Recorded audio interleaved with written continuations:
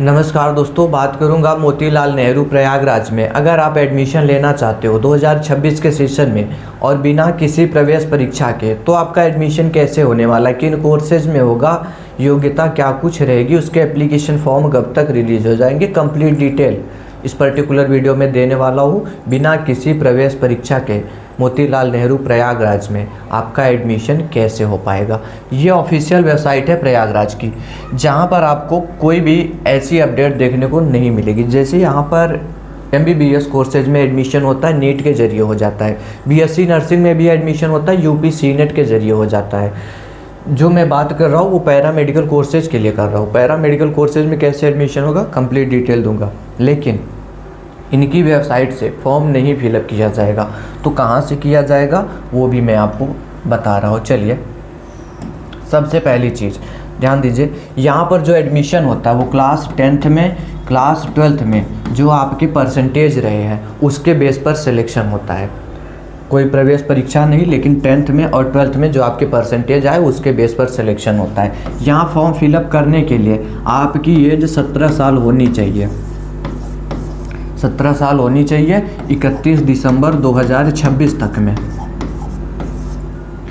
और इसके साथ में आप 12th पास हो फिजिक्स केमिस्ट्री बायोलॉजी के साथ, या फिर फिजिक्स केमिस्ट्री मैथ के साथ भी है तब भी चलेगा। ठीक है, फिजिक्स केमिस्ट्री बायो या फिजिक्स केमिस्ट्री मैथ के साथ। और इसके बाद में एक क्राइटेरिया और लगेगा कि आप यूपी के निवासी हो। ऐसा नहीं है कि अदर स्टेट वाले हैं, बिहार से राजस्थान से हैं तो यहाँ पर एडमिशन मिलेगा। यहाँ पर एडमिशन जो है सिर्फ और सिर्फ यूपी के छात्रों को मिलने वाला है। चलिए, अभी किन कोर्सेज में, इससे ज़्यादा क्राइटेरिया दोस्तों यहाँ पर नहीं लगेगा। रही बात किन कोर्सेज में आपका एडमिशन हो सकता है, चलिए पहले एप्लीकेशन फॉर्म बता देता हूँ। एप्लीकेशन फॉर्म कब तक आएंगे, फॉर्म जो इसका है वो आपका अप्रैल मंथ में देखने को मिलेगा। अप्रैल में एप्लीकेशन फॉर्म इसका जारी किया जाएगा, वो भी 15 अप्रैल तक। मान के चल सकते 15 अप्रैल तक में आपके एप्लीकेशन फॉर्म आएंगे। जब बोर्ड के रिजल्ट आने वाले रहते हैं या तो आ जाते हैं, ठीक है, तो अप्रैल में आएंगे, क्योंकि मैंने बोला मेरिट बेस है। तो बोर्ड वाले जो स्टूडेंट्स हैं 12th अभी जस्ट पास करेंगे उनको भी फॉर्म ये भरना होता है, इसलिए अप्रैल में फॉर्म आएगा, उसके पहले नहीं आएगा। 1 महीने तक फॉर्म फिलअप किया जाता है। फिर एक आती है merit list. Merit list release की जाती है क्योंकि ये मेरिट बेस्ड सिलेक्शन है।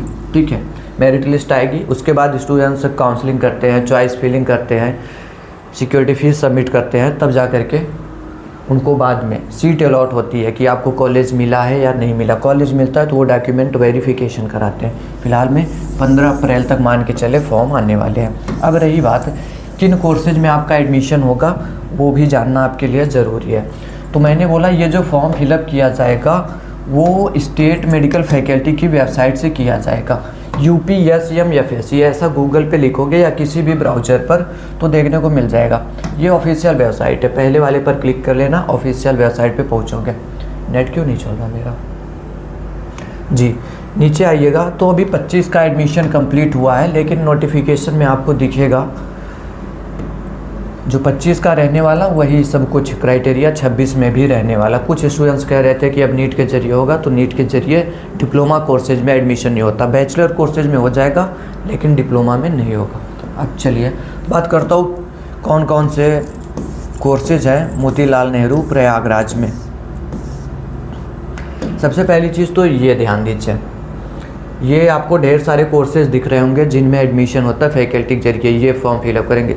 ना सिर्फ मोतीलाल नेहरू में, आप यूपी के लगभग सभी कोने से एडमिशन जो है गवर्नमेंट मेडिकल कॉलेज का इस फॉर्म के जरिए होता है। सभी डिप्लोमा कोर्सेज में एडमिशन होगा, ध्यान दीजिएगा इस बात को।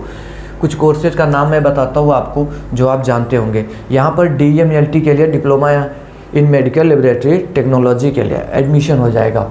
लैब टेक्नीशियन के लिए जिसको बोलते हो, x ray technician, pharmacy, radiotherapy, optometry, cardiology, anaesthesia and critical care, x ray technician, और OT technician, physiotherapy, radiotherapy, emergency and trauma care, MRI, CT scan, ये सभी टॉप कोर्सेज है यहाँ पर जिनमें आपका एडमिशन हो पाएगा। लेकिन क्या सब कुछ कि क्या बोलते हैं मोतीलाल नेहरू प्रयागराज में भी है, तो सभी कोर्सेज नहीं है, जो है वो आपको मैं बता दूंगा। रही बात फीस कितना लगेगा, तो 24,000 ये लिख रहे हैं, लेकिन दोस्तों एक साल का फीस 43,000 रुपये, फर्स्ट ईयर का फीस 43,000 है, सेकेंड ईयर में 38,000 रुपये लगते हैं। बात क्लियर। अब मैं बात करता हूँ प्रयागराज के लिए, लेकिन प्रयागराज के ऊपर भी आप देखेंगे ढेर सारे मेडिकल कॉलेज है जिसमें आपका एडमिशन हो पाएगा। मैं आया हूँ प्रयागराज लिख करके थंबनेल पे, इसीलिए मैं प्रयागराज के बारे में डायरेक्ट से डिस्कस करूँगा कि प्रयागराज में कौन से कोर्सेज हैं। ये देखिए शुरू हो गया प्रयागराज इलाहाबाद।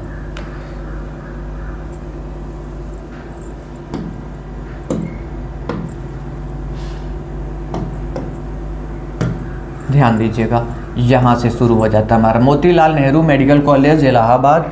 एडमिशन जो होगा आपका audio and speech therapy technician के लिए 30 सीटें हैं यहाँ पर। फिर सीटी स्कैन में आप करवा सकते हो, डायलिसिस टेक्नीशियन के लिए, लैब टेक्नीशियन के लिए, लैब टेक्नीशियन में 100 सीटें हमारे पास में। एमआरआई में एडमिशन हो जाएगा, ओटी टेक्नीशियन के लिए हो जाएगा, ऑप्टोमेट्री के लिए हो जाएगा, ऑप्टोमेट्री में 40 सीटें हैं हमारे पास में। डिप्लोमा इन फार्मेसी जो कि जेई का या तो पॉलीटेक्निक बोलो, उसमें भी एडमिशन होता है फार्मेसी में, वहाँ एंट्रेंस एग्ज़ाम होता है, लेकिन यहाँ आपको एंट्रेंस एग्ज़ाम नहीं देना है। और 75 सीटें 75 सीट्स यहाँ पर है। इसके बाद में जो एडमिशन होगा वो फिजियोथेरेपी के लिए आप करा सकते हैं, और इसके बाद में जो होगा एक्सरे टेक्नीशियन के लिए करा सकते हैं। एक्सरे टेक्नीशियन में हमारे पास में 75 सीटें हैं। इतने कोर्सेज हैं जिनमें आपका एडमिशन हो पाएगा मोतीलाल नेहरू प्रयागराज में। और ध्यान दीजिए, कोई सा भी कोर्स जो है उसके लिए आपको परीक्षा नहीं देनी, मेरिट बेस्ड 10th और 12th की मेरिट के बेस्ड होगा। इतने ही कोर्सेज हैं जिनमें आपका एडमिशन हो पाएगा। बात क्लियर है।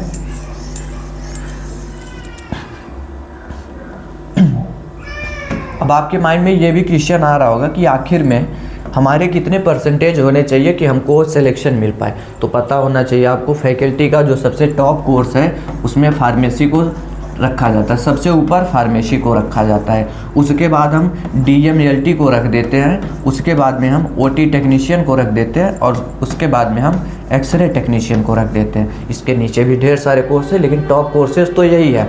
अब जो टॉप कोर्स है उसमें एडमिशन चाहिए तो आपकी मेरिट तो हाई होनी चाहिए, ठीक है। अब इसके नीचे जो कोर्सेज हमको दिखे जैसे ऑडियो एंड स्पीच थेरेपी, उन सब के लिए बिल्कुल लो मेरिट होगी, तब भी आपका सिलेक्शन हो जाएगा। आपको मैं सभी कोर्सेज का सेपरेट से नहीं बताने वाला, बस एक जनरल सा आइडिया दे रहा हूँ कि अगर आपके 65+ का एवरेज आपने मेंटेन कर रखा है तो मान के चलिए प्रयागराज में किसी न किसी कोर्स में आपका एडमिशन ज़रूर से हो जाएगा। अब किस कोर्स में होगा ये मैं आपको एडमिशन टाइम पर गाइड करता रहूँगा, ठीक है। लेकिन आपको टॉप कोर्सेज चाहिए, ये सभी कोर्सेज में चाहिए, तो मान के चलें 80 या फिर उससे ज़्यादा का परसेंटेज आपने मेंटेन किया हो तब भी हो जाएगी। ये मैं जनरल के लिए बात कर रहा हूँ। SC ST के लिए डाउन जाता है, इधर पर भी 75 पर 72 पर भी मिल जाएगा, लेकिन आप जनरल में आ रहे हो तो 80 के अराउंड, और जैसे OBC में आ रहे हो तो 78 कर लेना। EWS भी 78 के अराउंड रहेंगे, ठीक है। वो कैटेगरी पर डिपेंड करता है, रिजर्वेशन पर डिपेंड करता है, लेकिन अगर 65+ भी है तब भी आपका सिलेक्शन होगा। आपको ये नहीं समझ में आ रहा होगा कि आखिर में ये 65 80 ये है क्या चीज़। मैं कह रहा हूँ चलो क्लास 10th में मान लिया आपके 70% आए थे, और क्लास 12th की बात कर लूँ मैं तो आपके इसमें 60% ही आए। बात समझ में आ गई। तो एवरेज निकालने का मतलब होता है दोनों को ऐड कर लो 70 60 और इसको 2 से डिवाइड कर लो, 2 से भाग कर लो, तो ये 130 आ जाएगा। और जब इसको आप 2 से डिवाइड करते हैं तो 65 आ जाता है, ठीक है ना। इसी एवरेज परसेंटेज की बात कर रहा हूँ। अगर आपका ये 65 या उससे अधिक है तो ज़रूर से आपका admission government medical college Motilal Nehru Prayagraj में हो जाएगा।